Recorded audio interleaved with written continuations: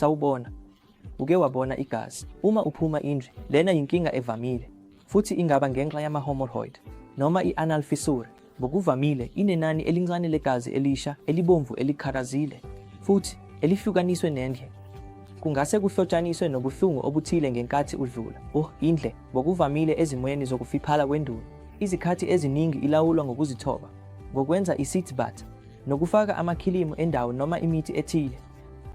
Kodwa, uma wena, qaphela, ukuthi unevolumu enkulu yegazi endleni noma kuhlotshaniswa, nobuhlungu besisu, noma indle emnyama, noma uma isiyezi, noma izimpawu zokuma, xhumana nodokotela wakho we-gastroenterology ngokushesha.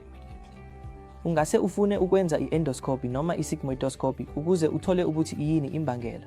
Futhi ukuhlela ukwelashwa. Ungenzeka kudingeke ukuhlinzwa kubaguli abane-hemorrhoid ezinkulu noma i-anal fissure engapheli, enezimpawu eziphindaphindayo noma eziqhubekayo.